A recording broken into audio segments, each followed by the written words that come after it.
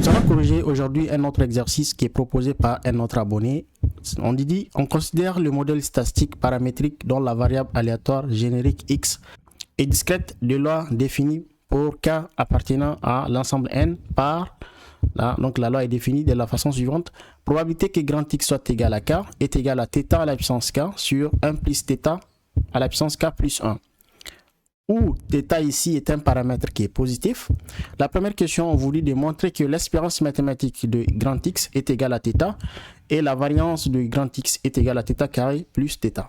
On vous dit qu'on pourra utiliser la somme de la série géométrique et pour la variable, calculer l'espérance mathématique de grand X facteur de grand X moins 1. La deuxième question, on vous dit de donner un estimateur de θ par la méthode des moments. On verra comment le faire. Et à la troisième question, on nous dit de donner une statistique exhaustive pour le modèle. Donc, commençons par la première question. Donc, la première question, on nous dit en fait de montrer que, donc nous allons montrons que l'espérance mathématique de grand X est égale à θ. Donc, c'est ça qu'on doit faire d'abord. Et ici, vous voyez très bien qu'il s'agit d'une variable qui est discrète. Donc, quand on veut calculer l'espérance mathématique d'une variable qui est discrète, on doit utiliser en fait la somme donc de petit x multiplié par, ici on va parler de k, étant donné qu'on nous a donné ici k. Donc, l'espérance mathématique va être donc la somme de petit k multiplié par la probabilité que grand x soit égal à petit k. Et pour k allant de combien? Allant de 0 à plus l'infini. Ici, il faut savoir que notre k, ici, c'est-à-dire notre variable, prend des valeurs entières. Raison pour laquelle je vais varier k ici de 0 à plus l'infini. OK? Parce qu'on est en train de déterminer l'espérance mathématique. Donc, on va le faire rapidement. Ça, c'est égal, tout simplement. Je vais remplacer l'expression de la proba. Donc, ce que nous allons voir ici, c'est la somme pour k allant de 0 à plus l'infini de k multiplié par la probabilité, ici la probabilité c'est θ à la puissance k sur 1 plus θ, le tout à la puissance k plus 1. Ce que je vais faire, parce que tout à l'heure je vais vous montrer que on peut utiliser en fait la somme d'une suite géométrique. Tout de suite on va se référer à ça. Mais pour cela, j'ai besoin de faire en fait en sorte qu'on puisse avoir ici une seule puissance, c'est-à-dire que cette fraction là, je vais faire en sorte que j'ai une seule puissance, c'est-à-dire puissance k. Donc comment le faire? C'est pas compliqué. Je peux ici décomposer 1 plus θ à la puissance k plus 1 en deux blocs, une partie qui contient seulement le k, la puissance k, et une partie ici à la puissance 1. Donc c'est ce que je vais faire. On va avoir ici somme pour k allant de 0 à plus l'infini, de k multiplié par θ à la puissance k sur 1 plus θ, le tout à la puissance k, multiplié par 1 plus θ. J'ai juste en fait éclaté ça en deux parties, parce que là en fait, ça revient à la même chose. Si je regroupe en fait les puissances, si je vais avoir puissance 1, donc ça va faire 1 plus θ à la puissance k plus 1. Je vais faire sortir en fait 1 sur 1 plus θ, de telle sorte que je puisse garder seulement 1 plus θ à la puissance k, donc c'est pas compliqué. Par conséquent, ici, je peux le faire sortir déjà de la somme parce que c'est une constante, ça ne dépend pas de k, cette partie-là. Donc, ça va me donner 1 sur 1 plus θ. Pourquoi j'ai dit 1 sur 1 plus θ? Parce qu'il se trouve au dénominateur. Donc, il y a 1, ça va faire 1 sur 1 plus θ. Multiplié par la somme pour k allant de 0 à plus l'infini de k multiplié par, ici, regardez, j'ai la puissance ici au numérateur, la même puissance ainsi qu'au dénominateur. Lorsque je vais faire ça, c'est-à-dire que je vais avoir déjà θ à la puissance k, 1 plus θ, le tout à la puissance k. Je peux en fait garder ici une seule puissance, c'est-à-dire que du coup je vais avoir ici 1 sur 1 plus θ, multiplié par somme pour k allant de 0 à plus l'infini, de k multiplié par, ici je peux avoir θ sur 1 plus θ. Et je garde ici une seule puissance, donc je peux lever à la puissance k. Si je développe, je vais trouver ça. Tout à l'heure, je vais vous montrer qu'on peut faire sortir ici la dérivée de la somme d'une suite géométrique qu'on connaît, dont on est familier. Je vais vous montrer tout de suite. En fait, avant de continuer, je vais poser, donc posons R qui est égal à ici, θ sur 1 plus θ. C'est juste pour simplifier la tâche. Lorsque j'aurai besoin de remplacer le R par θ sur 1 plus θ, je vais le faire. Pour l'instant, c'est juste pour simplifier la somme. Là, je vais trouver 1 sur 1 plus θ multiplié par somme pour k allant de 0 à plus l'infini de k multiplié par, cette fois-ci, r à la puissance k. Je vous rappelle que la somme pour k allant de 0 à plus l'infini, d'accord, de r à la puissance k est égal à 1 sur m moins r. C'est égal à 1 sur m moins r. Avec ici r qui doit être compris entre 0 et 1. Ça, c'est quelque chose que vous connaissez. D'ailleurs, si vous voulez que je fasse une vidéo pour vous démontrer pourquoi cette somme-là est égale à 1 sur m moins r, je peux le faire sans aucun souci. Dites-moi seulement en commentaire. C'est la somme d'une suite géométrique qu'on connaît. Donc ici seulement qu'au lieu de s'arrêter à n, on tend vers plus l'infini. Et lorsqu'on tend vers plus l'infini, cette somme-là va être tout simplement 1 sur m moins r. Pour voir le lien qu'on peut faire de cette somme par rapport à celle que nous avons ici, je vais faire la dérivée de cette somme-là par rapport à r. Ok? Si je dérive par rapport à r, vous allez voir que je vais tomber sur une somme qui va s'approcher à celle que nous avons ici. Faisons la dérivée. Je vais poser ici s, d'accord, qui est égal à cette somme-là. D'accord? Donc, je vais dériver ça. Donc, dérivons s par rapport à r. C'est égal. Ici, on va garder la somme tranquille. D'accord? On va avoir somme pour k allant de 0 à plus l'infini. Donc, nous allons dériver ici r à la puissance k. OK? Par rapport à r. C'est très facile. C'est juste la puissance qui va descendre dans un premier temps. Et puis, on va prendre r. On fait à la puissance k, mais on fait moins 1. À la puissance k moins 1.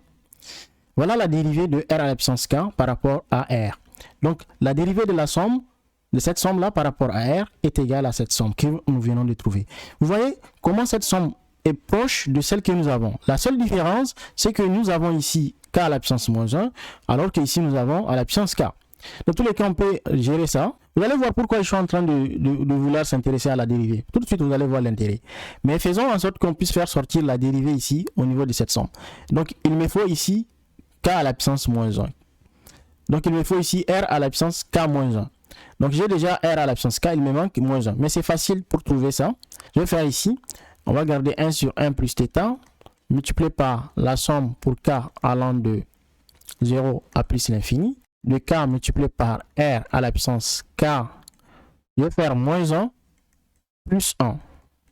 C'est comme si je n'ai rien fait parce que moins 1 plus 1 c'est 0. Donc ça me donne 1 sur 1 plus θ multiplié par somme pour k allant de 0 à plus l'infini.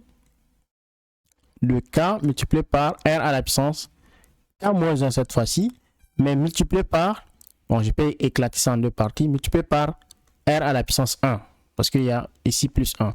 Donc, ça va faire r à la puissance 1 qui est égal à r. Donc, ce r-là, je peux le faire sortir de la somme, parce que c'est une constante, elle ne dépend pas de k, donc je peux faire sortir ça.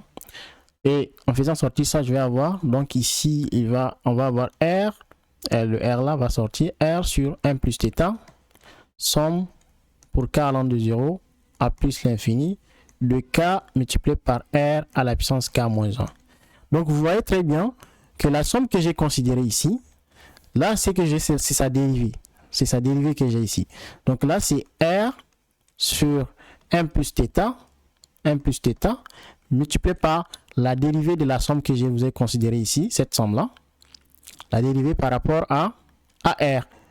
Il faut savoir que dériver S, on peut faire ça de deux manières. On peut dériver celle-là ou bien on peut dériver celle-là. Donc, on peut dériver 1 sur m moins r. Donc, cette dérivée que j'ai, ça équivaut également à la dérivée de 1 sur m moins r par rapport à r. Comment dériver ça? C'est pas du tout compliqué. Donc, on peut dériver. Donc, on peut prendre 1 sur m moins r. Je la dérive. C'est que je vais trouver ça. C'est que je vais trouver. Je vais la remplacer à ce niveau-là. Vous allez voir que ça va nous aider énormément pour continuer. Donc, dérivons ça. On sait très bien que lorsque vous voulez dériver l'inverse d'une fonction, si vous voulez 1 sur f, la dérivée de 1 sur f, de façon générale, c'est tout simplement moins f', c'est-à-dire la dérivée de f, d'accord, c'est qui est en bas, divisé par f au carré. C'est ce que je vais appliquer à ce niveau. Mon f, c'est 1 moins r. Donc, désormais, mon f, c'est 1 moins r. Donc, ça va me donner donc moins. Ça, c'est le moins de la formule. Donc, mon f, c'est 1 moins r. Si je dérive par rapport à r, ça va me donner moins 1. Vous êtes tous d'accord avec moi que quand je dérive 1 moins r par rapport à r, ça fait moins 1. Donc, il y a le moins ici. Donc, le moins 1, si vous voulez. Et je divise par 1 moins R au carré, parce que c'est ça mon F. Donc, c'est 1 moins R au carré. Du coup, ça me donne tout simplement, ici, ça fait plus 1. Donc, ça fait 1 sur 1 moins R au carré.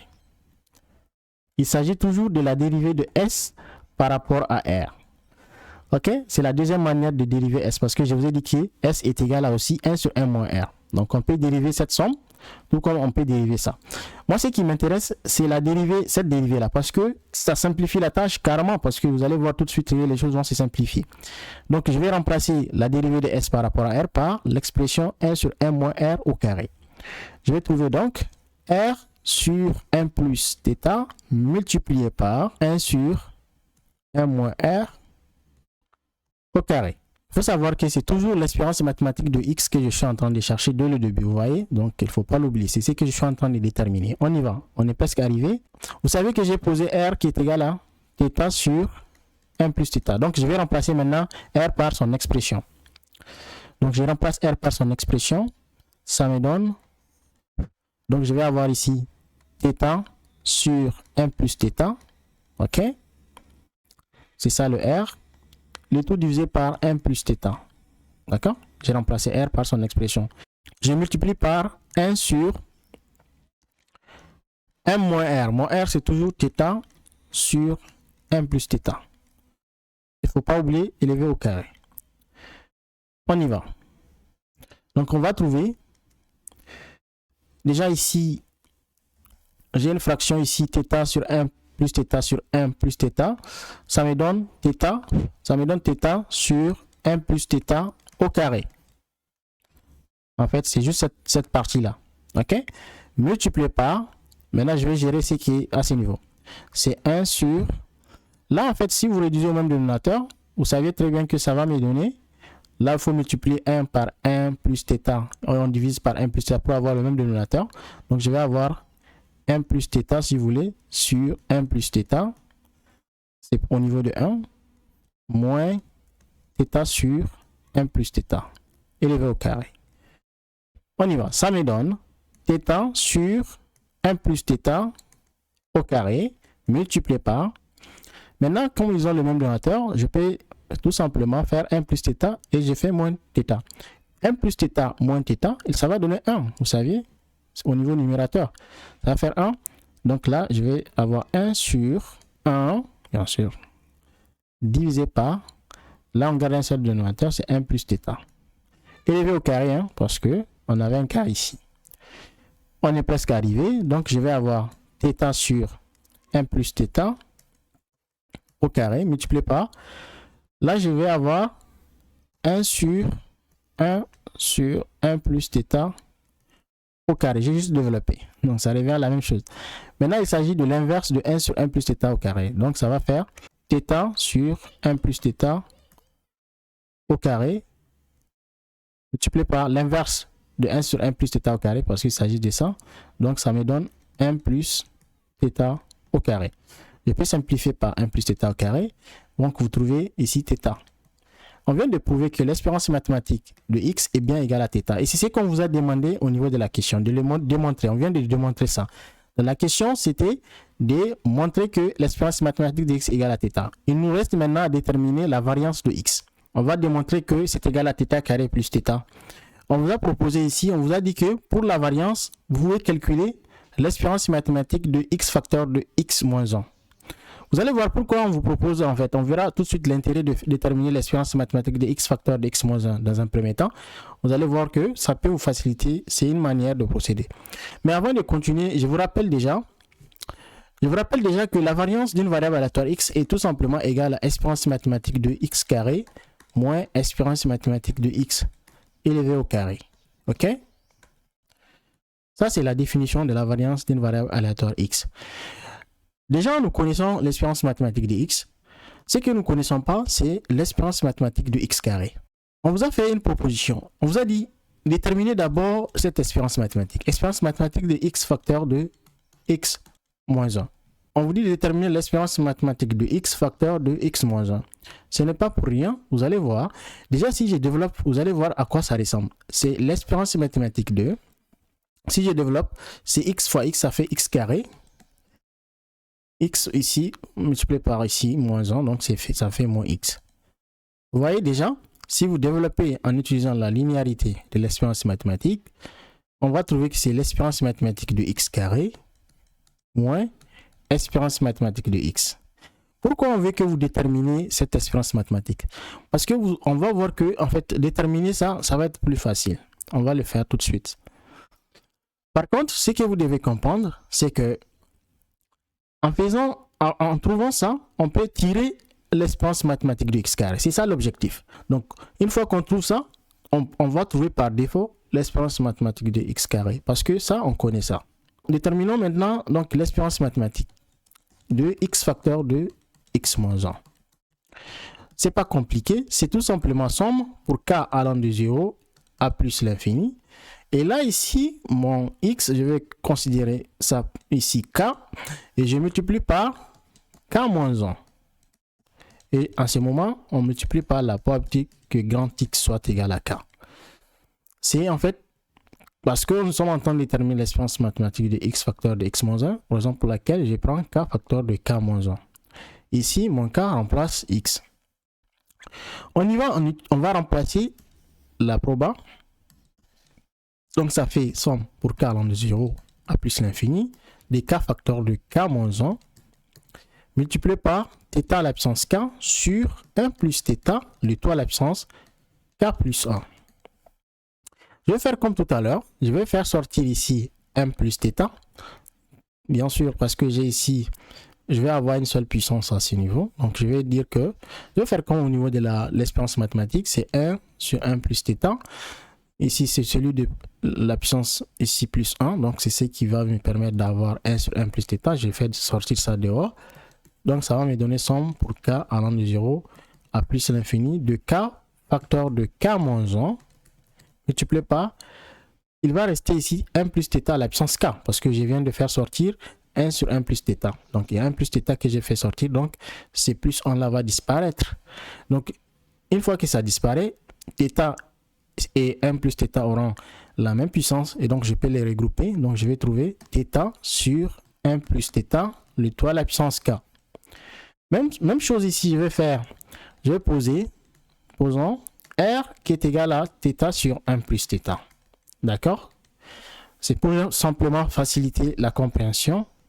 Ça me donne 1 sur 1 plus θ, somme pour k allant de 0 à plus l'infini, de k facteur de k moins 1, multiplié par R à la puissance k. Vous verrez en fait tout de suite que, si je vous fais le rappel en fait de la somme que j'ai considérée, une somme qu'on connaît, somme pour k allant de 0 à plus l'infini de R à la puissance k, on connaît que c'est une somme qui est égale à 1 sur 1 moins R, avec R qui doit être compris entre 0 et 1. Je vous rappelle également que la dérivée qu'on a fait de S par rapport à R, on a trouvé que c'est somme pour k allant de 0 à plus l'infini de k multiplié par R à la puissance k moins 1. C'est cette dérivée qu'on a trouvé. On va dériver une deuxième fois pour voir à quoi ça va, en fait, quelle ressemblance on peut trouver par rapport à cette somme qu'on a. Parce que je vois un k moins 1, ce k moins 1 là que je vois, si je dérive une deuxième fois, je pense que je vais avoir k facteur de k moins 1 qui va apparaître à ce niveau. Du coup, je vais me rapprocher de la dérivée seconde de S par rapport à R. Donc, faisons une deuxième dérivée, c'est-à-dire, ça c'était S'. Maintenant, je vais faire S seconde, c'est-à-dire la dérivée seconde. C'est-à-dire prendre la dérivée là, c'est-à-dire prendre S' et la dériver encore par rapport à R. Ok, ça veut dire que je vais prendre cette somme que j'ai, je dérive ça par rapport à R. Mais c'est pas compliqué. Donc, il suffit de garder la somme pour k allant de 0 à plus l'infini, de k multiplié par, donc je garde k parce que k étant une constante, bien sûr qui ne dépend pas de R, le k ne dépend pas de R, donc il reste. Là, je vais dériver là où j'ai R, donc ça veut dire R à la puissance k moins 1. Mais dériver ça, ce n'est pas compliqué. La puissance k moins 1 va descendre, k moins 1 descend, et je multiplie par R à la puissance k moins 1 moins 1. C'est le principe de la dérivée. Donc la puissance descend et on va prendre R à la puissance k moins 1, mais il faut faire encore moins 1. Donc ça va faire k moins 1 moins 1. Donc ça fait moins 2. Donc ici j'ai k-2. Ça, c'est la dérivée seconde. Donc, j'ai une partie de la dérivée seconde. Il me manque seulement ici, moins 2 ici, c'est-à-dire avoir R à la puissance k-2 pour que je puisse trouver une ressemblance parfaite de cette somme-là par rapport à la dérivée seconde de la somme que j'ai considérée S ici. Donc, qu'est-ce que je vais faire?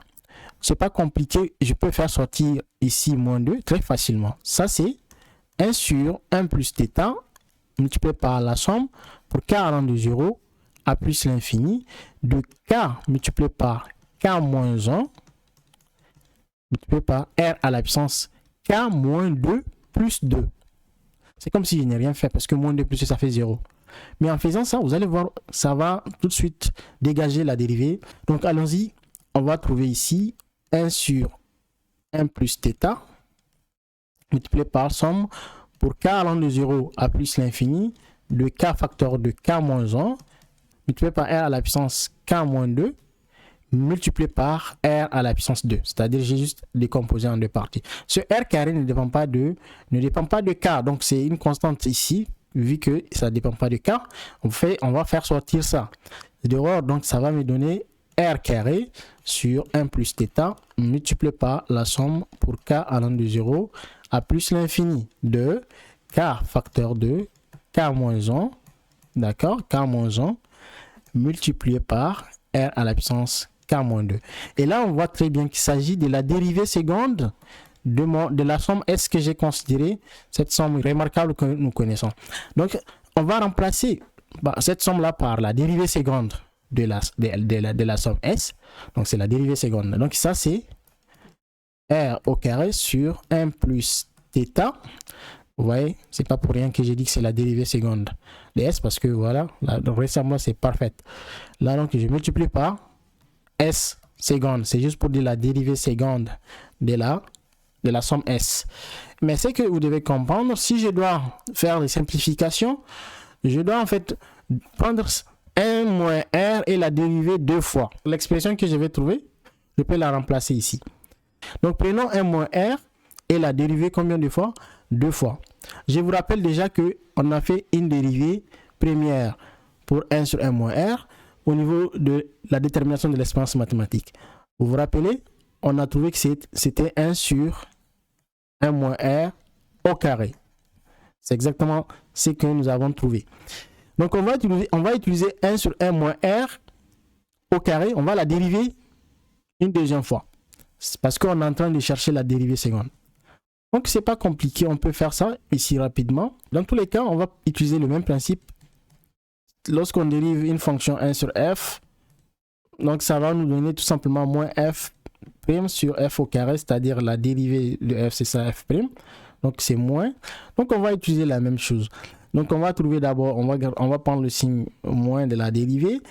F maintenant, mon f, désormais mon f c'est 1 moins r au carré. Mon f c'est 1 moins r au carré. Donc, on dérive donc 1 moins r au carré. Par rapport à r, c'est le 2 qui va descendre. Donc, il y a le 2 qui descend, la puissance descend. Et puis, je dérive ce qui est en bas de la puissance, ça fait moins 1. Donc, ça fait moins 1. Et une fois qu'on finit, on fait multiplier par 1 moins r. Le tout à la puissance 2 moins 1. J'ai juste dérivé, donc ça va faire ici à la puissance 1. 2 moins 1, donc ça fait à la puissance 1.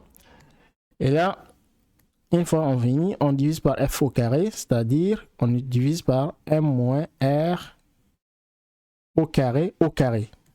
Parce qu'il s'agit de f au carré. Ça revient tout simplement à dire donc 1 moins r à la puissance 4. Donc si c'est que je vais trouver, donc ici c'est 1 moins r à la puissance 4. Je peux simplifier par 1 moins r. Donc, je peux simplifier par 1 moins r. Donc, je vais trouver tout simplement. Il y a le moins 2 fois moins 1, ça fait 2. Donc, ça fait 2 ici. Et je simplifie par 1 moins r. Donc, ça va me faire 2 sur 1 moins r au cube. Très bien. Ça fait 2 sur 1 moins r au cube. Là, c'est la dérivée que je viens de trouver, la dérivée seconde. C'est 2 sur 1 moins r au cube. Et donc, c'est ce que vous allez remplacer à ce niveau-là. Donc, je vais trouver ici que il faut savoir que c'est toujours l'espérance mathématique de x facteur de x moins 1 que je suis en train de déterminer. Donc là, ça fait r au carré divisé par 1 plus θ multiplié par la dérivée seconde de s que je viens de trouver, c'est 2 sur 1 moins r au cube. Très bien. Allons-y. Maintenant, je vais remplacer r par son expression que j'ai posée dès le départ, c'est-à-dire θ sur 1 plus θ. Là, c'est l'expression de r, θ sur 1 plus θ. Je remplace ça pour finir. Donc, ça va me donner ici θ sur 1 plus θ, le taux carré, parce qu'il s'agit de r carré, divisé par 1 plus θ, multiplié par 2 sur 1 moins r au cube. Donc, il faut dire que c'est 1 moins θ sur 1 plus θ, le taux cube. On y va. Donc, si je développe, vous allez trouver θ carré sur 1 plus θ au carré sur 1 plus θ. Donc, si je développe en fait cette fraction là, le rapport là, ça me donne, je peux la réécrire autrement, ça va me donner θ au carré sur 1 plus θ au cube. Vous savez, si vous développez, donc ça me donne θ au carré sur 1 plus θ au cube. Je parle du rapport là, ok? Si vous développez, ça fait θ au carré sur 1 plus θ au cube. Multiplié par 2 sur, et si vous prenez 1 moins θ sur 1 plus θ, si vous faites ça, vous allez trouver tout simplement 1 sur 1 plus θ. Vous savez, si vous prenez, vous réduisez au même dénominateur, ça fait 1 plus θ moins θ. Voilà, 1 plus θ moins θ. Donc, ça va faire 1 sur 1 plus θ. Ça, c'est le taux au cube. Alors, je suis presque arrivé. Parce que là, on a θ au carré sur 1 plus θ au cube. OK. Multiplié par 2 sur 1 sur 1 plus θ au cube. J'ai juste développé. 1 au cube, c'est 1. Donc, raison pour laquelle ça va faire 1 plus θ au cube. Là, il s'agit de prendre l'inverse. Donc, parce qu'on va avoir deux fois. Donc, ça va me donner, ça va me donner tout simplement θ au carré sur 1 plus θ au cube multiplié par 2 facteurs de 1 plus θ au cube. D'accord. Là, je vais simplifier. Là, je peux simplifier.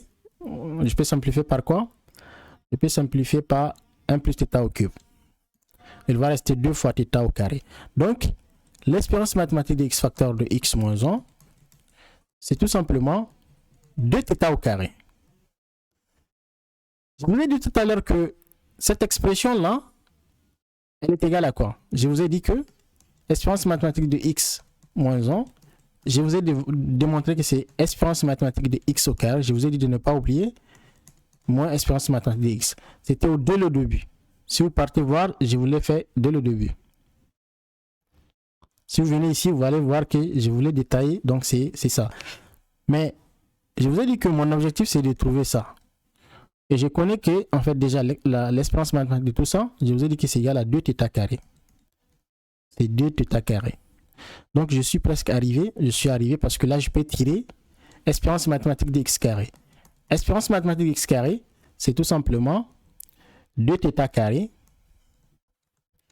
Et maintenant, je prends ici, je trimballe ici espérance mathématique de x de l'autre côté. Donc, ça va faire plus espérance mathématique de x. Je connais l'espérance mathématique de x. Étant donné que je connais l'espérance mathématique de x, je remplace. Donc, espérance mathématique de x carré, eh bien, c'est 2θ carré plus θ. Parce que l'espérance mathématique de x, on a trouvé que c'est θ. Donc, la variance que nous cherchons, eh bien, c'est égal à, je rappelle que c'est l'espérance mathématique de x carré moins espérance mathématique de x élevé au carré. Donc, je vais remplacer l'espérance mathématique de x carré, c'est 2θ au carré plus θ, moins maintenant l'espérance mathématique de x qui est égale à θ. Donc, θ, bien sûr qu'il faut élever au carré, parce qu'il s'agit de l'espérance mathématique de x au carré. Et donc, qu'est-ce qu'on va trouver? On a 2θ carré moins θ carré, il va rester un seul. Donc, ça fait θ carré Et il va rester ici plus θ, donc plus θ. La variance de x que nous venons de trouver, eh bien c'est θ carré plus θ. Et c'est ce qu'on vous a dit de démontrer. On vient de démontrer que la variance de x est égale à θ carré plus θ. Donc nous venons de répondre à la question 1. On va passer maintenant à la question 2. La question 2, on vous dit de donner un estimateur de θ par la méthode des moments. Trouvons un estimateur par la méthode des moments pour le paramètre θ. Je vous rappelle déjà que j'ai réalisé des vidéos sur la méthode des moments. Je vais mettre les liens en description de la vidéo. Vous allez voir en fait la méthode de façon détaillée. Regardez ces vidéos pour mieux comprendre. Parce que là, on va passer droit au but. Ici, vous avez un seul paramètre dans le cas de la loi qu'on a considéré. Donc, on a ici, pour éviter que grand X soit égal à K, il s'agit d'un seul paramètre qui est en jeu. C'est-à-dire qu'on a ici θ à la puissance K sur 1 plus θ à la puissance K plus 1 pour K appartenant à N. On a besoin de deux choses importantes. D'abord, on a besoin de ce qu'on appelle premier moment théorique. Ok, on a besoin du premier moment théorique et vous allez voir qu'une fois que l'on trouve le moment théorique, il sera fonction du paramètre. Et vous allez voir, les étapes vont suivre d'elles-mêmes, on va les faire ensemble. C'est quoi le premier moment théorique? Le premier moment théorique, c'est M1. On note ça M1. Je note ça M1. C'est tout simplement l'expérience mathématique de X. C'est ça le premier moment théorique. Mais la question dont vous allez vous poser, est-ce que vous connaissez l'expérience mathématique de X? Une fois que vous trouvez l'expérience mathématique de X, vous allez trouver par défaut le premier moment théorique. Et je l'ai trouvé déjà à travers les questions précédentes, on a trouvé que c'est égal à θ. Donc, à partir de là, vous connaissez désormais que le premier moment théorique, c'est θ. Très bien. Une fois que vous faites ça, ça c'est la première étape. Une fois que vous exprimez le premier moment théorique en fonction du paramètre, deuxième étape, c'est tout simplement de tirer votre paramètre. C'est-à-dire, ici, exprimer le paramètre en fonction du moment théorique. C'est-à-dire qu'on va tirer θ. Tirer θ, c'est pas du tout compliqué. Il suffit juste de prendre θ au début et vous mettez θ égale à M1. Donc, vous avez fait la deuxième étape. C'est-à-dire que vous avez trouvé θ en fonction du moment théorique. Troisième et dernière étape, c'est tellement facile. La troisième et dernière étape, vous avez besoin de ce qu'on appelle premier moment empirique. Premier moment empirique. Le premier moment empirique que vous allez noter M1 chapeau, c'est ce qu'on appelle estimateur du premier moment théorique. Parce que le moment théorique, par définition, n'est pas connu. Mais pour qu'on puisse l'estimer, on utilise le moment empirique. Le moment empirique n'est qu'un estimateur pour le moment théorique. Donc ici, dans la troisième étape, il s'agit tout simplement de remplacer, donc c'est de remplacer le moment théorique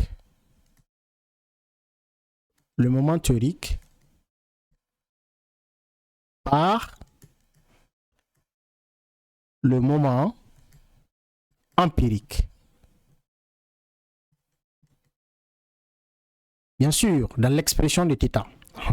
On a déjà θ qu'on a est égal à M1. On a fait à la deuxième étape, on a dit que c'est égal à M1. Donc, une fois que vous avez fait la deuxième étape, vous allez remplacer le moment théorique M1 par quoi? Par M1 chapeau. C'est ça le moment empirique. M1 chapeau, je ne vous ai pas donné l'expression. Je vous donne ça tout de suite. M1 chapeau, c'est tout simplement la somme de xi pour i allant de 1 à n. Retenez ça. Là, le premier moment empirique, c'est somme de xi sur n. On détermine le moment empirique pour un échantillon. Donc, il s'agit de somme de xi sur n. Parce que ce que vous devez comprendre, c'est que le moment théorique a besoin de ce moment empirique pour qu'il soit estimé. Donc, le moment empirique ici, pour un échantillon que nous avons, c'est égal à somme xi sur n. Retenez ça. Donc, je vais remplacer M1, c'est ça la troisième étape, remplacer M1 par M1 chapeau. Et dès que j'ai mes chapeaux, ici j'ai chapeau directement. Donc, c'est l'estimateur, par la méthode des moments. Mais je connais l'expression de M1 chapeau, donc on doit remplacer. Ce qui veut dire que θ chapeau ici, M est égal à somme de xi pour i allant de 1 à n divisé par n. Voilà, on vient de déterminer l'estimateur par la méthode des moments. Si vous suivez les trois étapes, vous allez chaque fois trouver l'estimateur par la méthode des moments. Pour les gens qui veulent voir plus de détails sur la méthode des moments, regardez les vidéos. Elles sont en description de cette vidéo. Maintenant, on va passer à la troisième question. La troisième question, on vous a dit de donner une statistique exhaustive pour le modèle. Donc, il s'agit ici de trouver une statistique exhaustive pour le paramètre. Troisième et dernière question. Trouvons une statistique exhaustive. Trouvons une statistique exhaustive pour le modèle. En fait, notre modèle ici, il tient en compte du paramètre θ. Donc, on va trouver une statistique exhaustive pour θ. Donc, ici, c'est de trouver une statistique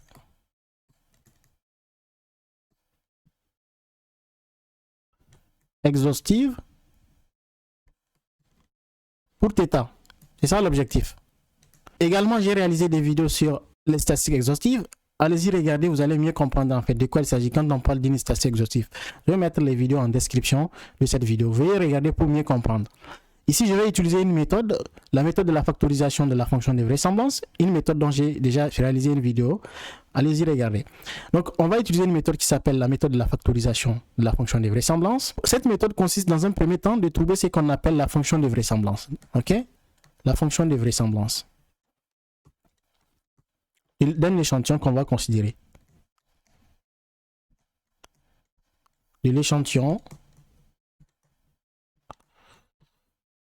je vais noter cet échantillon x bar comme ça avec une barre en dessous, c'est x1 x2 jusqu'à xn. La première chose, c'est de trouver la fonction de vraisemblance d'un échantillon qu'on va considérer. Donc ça, c'est la première étape, ok, de la méthode. Donc on va déterminer, je vais noter cette fonction de vraisemblance L comme ça. Trouver la fonction de vraisemblance de cet échantillon n'est pas du tout compliqué. C'est tout simplement de prendre le produit pour i allant de 1 à n, des probabilités que grand xi soit égal à petit xi. Ok. Mais je connais déjà en fait la loi de proba. Ok. Je vais remplacer seulement. Mais ce que je vais dire en fait pour faire simple, c'est que je vais faire, c'est de prendre probabilité que grand x1 soit égal à petit x1 multiplié par la probabilité que grand x2 soit égal à petit x2 et je continue ceci jusqu'à probabilité que grand xn soit égal à petit xn. Mais je connais déjà la loi de proba de grand x, de grand x1 parce que je connais la loi de probabilité de grand x tout court. Donc ça, déjà x1, x2 jusqu'à xn, elles ont la même loi. Donc je vais remplacer.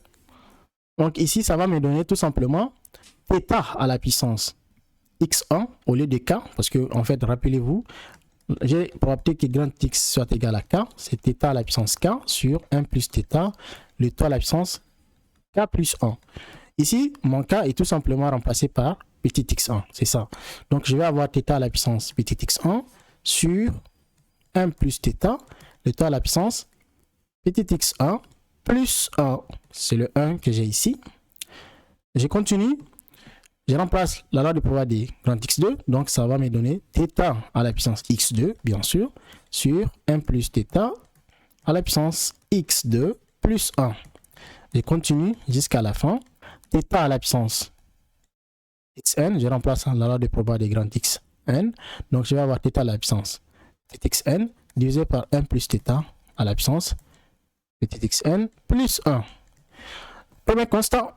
J'ai θ à la puissance x1, je me focalise sur les numérateurs, j'ai θ qui se répète à chaque fois, je peux garder un seul θ, donc je vais sommer les puissances, d'accord, parce que ici on a puissance x1, puissance x2, donc on peut garder un seul θ et puis on va sommer les puissances, donc x1 plus x2, ainsi de suite, jusqu'à xn.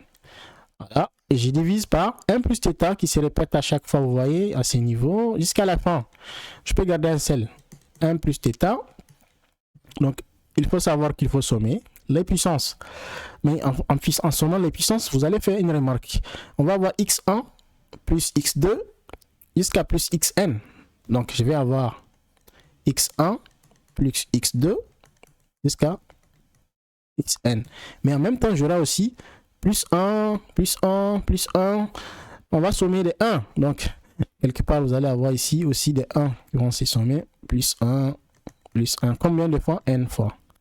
Donc, cette somme-là, déjà, on peut remplacer ça par n. Donc, parce qu'on va avoir 1 plus 1 plus 1 jusqu'à combien? N fois. Donc, je peux garder seulement n ici. Donc sommer les 1, ça donne n. Donc, cette somme-là, et en haut ici, c'est la même somme. Cette somme-là, on peut remplacer ça par somme de xi, tout simplement. Donc, je vais avoir θ à la puissance somme de xi divisé par 1 plus θ, le tout à la puissance, cette somme-là aussi, c'est la même chose. Donc, c'est somme de xi. Les 1 qu'on a sommé, donc c'est plus, donc ça va être n, ici plus n. Donc, c'est somme de xi plus la constante n. Donc, ça, c'est la fonction de vraisemblance. Ça, c'est la première étape de la méthode là que je suis en train de vous présenter. Je vais vous rappeler que la méthode que je suis en train d'appliquer ici s'appelle la méthode de factorisation. La méthode de factorisation de la vraisemblance. La méthode de factorisation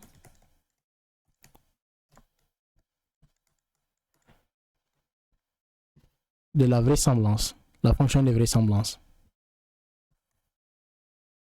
La fonction, si vous voulez, la fonction de vraisemblance.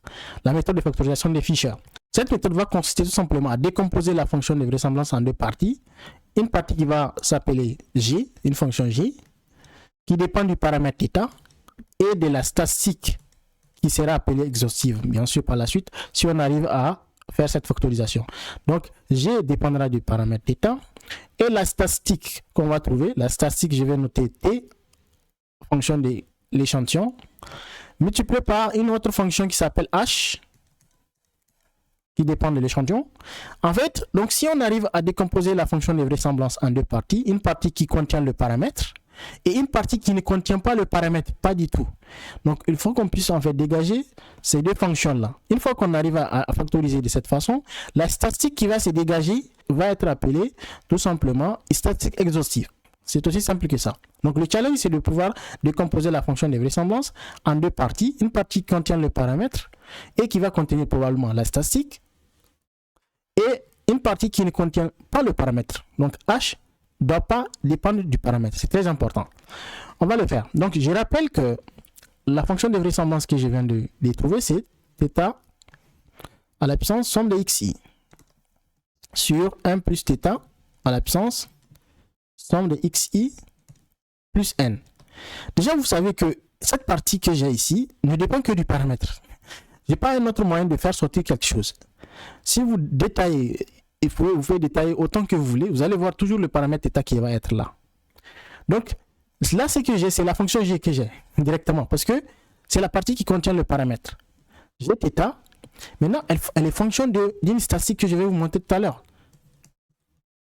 Cette statistique, je vais l'appeler T avec x bar en dessous, ça c'est qui dépend de l'échantillon, multiplié par quelque chose. Parce qu'une fois que je trouve la partie qui contient le paramètre, cette partie-là, il y a quelque chose qui reste. C'est le 1. Parce qu'il n'y a rien qui reste à part 1. Donc ça va être notre fameux H, si vous voulez. Mais comme je vais faire en sorte que H dépend de l'échantillon, on peut utiliser la fonction indicatrice. Parce que je vais faire en sorte que H soit dépendant de l'échantillon. Donc, je vais utiliser la fonction indicatrice. OK. Donc, je viens de faire ça. Je viens de montrer que L est égal à Gθ. OK. Dépendant d'une statistique que je vais vous montrer. La statistique, c'est la somme de xi. Tout à l'heure, vous allez voir. Multiplié par H ici.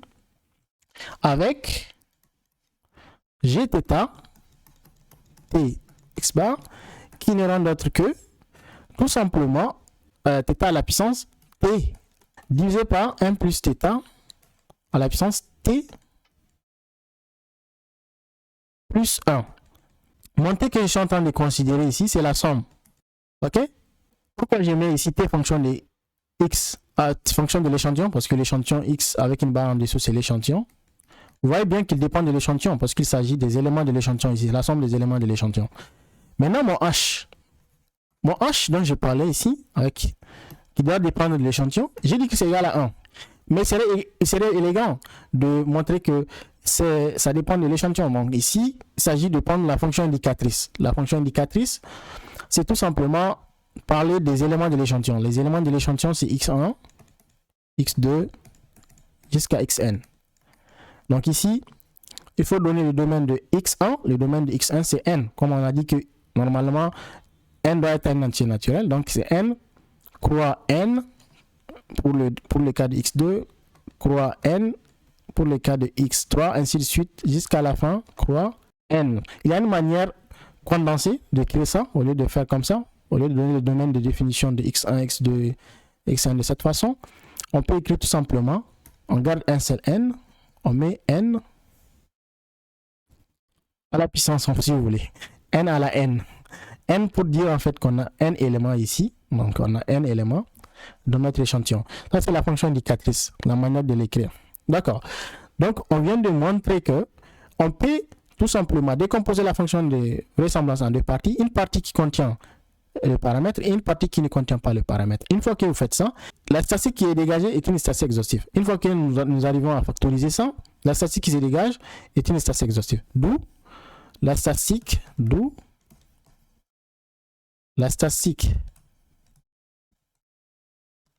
exhaustive